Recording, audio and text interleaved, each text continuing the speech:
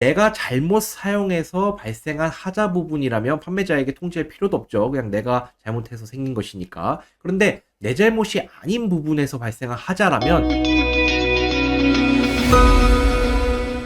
안녕하세요. 훈이로TV의 김기훈 변호사입니다. 자, 이번 시간에는 중고거래한 물건에 하자가 있어서 환불이나 배상을 요구했는데 거부했을 경우 어떻게 대응해야 하는지, 그러니까 이미 물건을 받았으니까 따지지 말고 본인 책임이다 이렇게 주장했을 때 우리가 어떻게 대응할 수 있는지 한번 설명드려 보도록 하겠습니다. 일단 중고거래는 개인 간의 거래이기 때문에 소비자보호법에 따른 소비자의 각종 권리를 행사하기도 어렵고, 이에 따라 사업자의 의무를 이행하라고 촉구하기도 어렵고, 왜냐하면 판매자는 이제 사업자가 아니기 때문에 하자에 있는 물건을 팔았다면서 어떠한 제재를 가하거나 이러한 것들을 진행할 수가 없습니다. 즉 실제로는 물건을 파는 개인이 있고 물건을 사는 개인이 있지만, 이 물건을 파는 개인을 어떤 사업자나 법률상 인정하는 판매자로 보기는 어렵기 때문입니다. 그렇기 때문에 중고거래에서 하자가 있다면 민법에 따른 그냥 권리를 행사하셔야만 합니다. 그래서 중고거래로 얻은 물건에 하자가 있지만 기능 자체에는 큰 문제가 없다, 즉 수리하면 쓸 수 있다,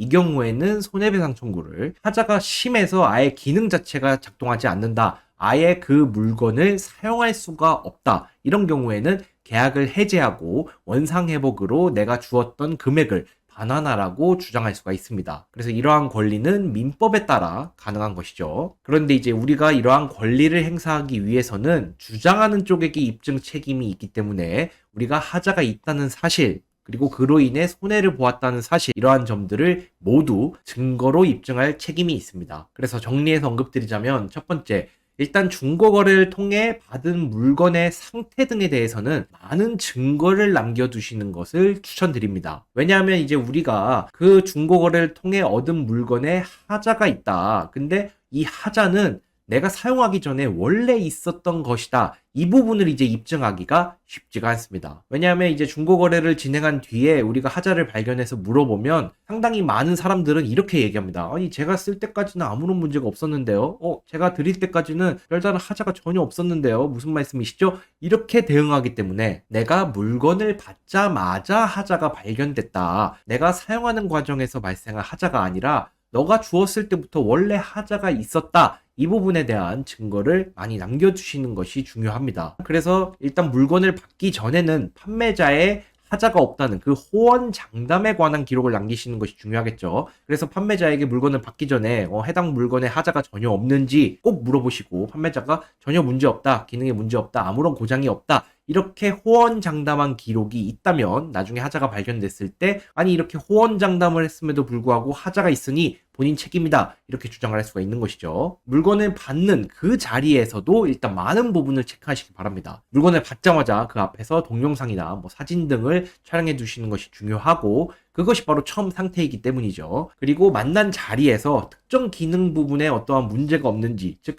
하자가 없는지 물어보시고 그 답변을 기록으로 남겨두시는 것도 중요합니다. 녹취를 할 수 있다면 녹취를 해두시고, 만약에 동영상을 촬영할 계획이시라면 동영상을 찍으시면서 그냥 그 자리에서 판매자에게 물어보는 것도 가능할 것이죠. 어쨌든 사용하기 전에 어떠한 문제가 없는지, 하자가 없는지 체크하시는 것이 중요합니다. 왜냐하면 물건을 받고 사용한 뒤에 하자가 발생했을 때는 그것이 원래 하자가 있었는지 이를 입증하기가 쉽지 않기 때문입니다. 그래서 이것과 이제 연결되는 부분인데, 두 번째, 하자를 발견하시면 즉시 판매자에게 통지하시기 바랍니다. 내가 잘못 사용해서 발생한 하자 부분이라면 판매자에게 통지할 필요도 없죠. 그냥 내가 잘못해서 생긴 것이니까. 그런데 내 잘못이 아닌 부분에서 발생한 하자라면 시간 지체하지 마시고 바로 하자 발생 사실을 판매자에게 통지해 두시기 바랍니다. 왜냐하면 내가 받은 시간이 길면 길어질수록 그 판매자에게 하자 책임을 묻기가 어렵습니다. 왜냐하면 내가 사용하는 과정에서 또는 내가 그 물건을 옮기는 과정에서 하자가 발생했을 가능성이 있기 때문입니다. 내가 물건을 받은 시간, 그리고 하자가 발견된 시간의 간격이 짧으면 짧을수록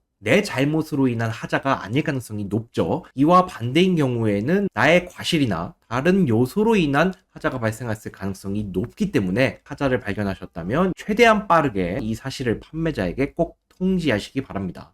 그리고 세 번째로 하자 있는 물건임을 우리가 알고 받았다면 일단 불리하다고 생각을 하셔야 합니다. 왜냐하면 물건 자체에 하자가 있다는 점을 내가 알고서도 중고거래를 했다는 것은 문제가 있는 물건이지만 내가 이를 용인하겠다는 의사로 읽힐 가능성이 높기 때문입니다. 그래서 실제로 법원도 하자 있는 물건이라는 점을 알고서 받았다면 하자 자체를 이미 고려했던 것인데 이것을 나중에 문제 삼을 수 있냐? 이렇게 반문하는 경우가 꽤나 많습니다. 그리고 특히 이제 하자가 있는 물건이라면 금액에서도 이를 고려해서 감액을 했거나 아니면 그 수리비 정도에 해당하는 금액을 별도로 주었거나 이렇게 했을 가능성이 높기 때문에 나중에 이를 문제 삼기가 더 어렵다는 뜻입니다. 그러면 여러분들이 이런 질문을 하실 수 있습니다. 그러니까 하자가 있었다는 걸 알고 있었는데 내가 생각했던 것보다는 훨씬 더 많은 문제가 있다.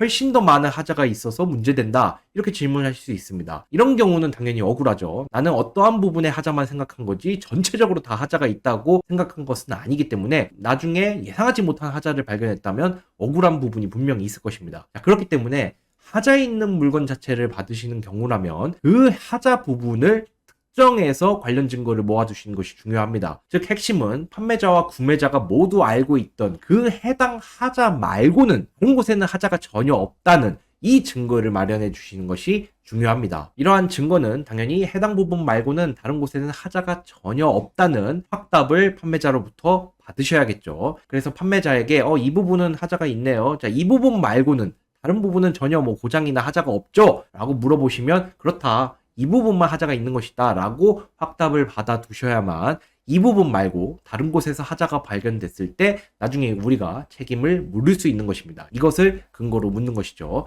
그렇지 않으면 상대가 아니 원래 하자 있는 물건임을 알고 구매하신 건데 왜 하자가 있다고 문제를 제기하십니까? 이렇게 얘기했을 때 우리가 반박하기가 쉽지가 않기 때문입니다. 그래서 네 줄로 요약하자면 일단 하자가 있으면 우리는 손해배상 청구나 계약 해제를 통해서 내가 지급한 금액의 반환 등을 요구하는 권리를 행사하실 수 있습니다. 그리고 하자가 있는지는 꼭 우리가 미리 체크하고 관련 증거를 많이 남겨두셔야 합니다. 그리고 나서 하자가 만약에 발견되었다면 시간을 끌실 필요가 전혀 없이 지체 없이 판매자에게 이를 통지하셔야만 합니다. 그리고 만약에 우리가 중고거래를 통해 받는 물건 자체에 이미 어떠한 하자가 있다는 점을 내가 인지하고 있다면 그 하자만 특정해 두시고 나머지 부분에 대해서는 전혀 하자가 없다는 확답을 받아두시고 그 부분을 증거로 남겨두시기 바랍니다. 자, 이번 시간에는 중고거래를 통해 받은 물건에 하자가 있을 때 어떻게 대응해야 하는지, 어떻게 대비해야 하는지 설명드렸습니다. 다음 시간에 뵙도록 하겠습니다. 감사합니다.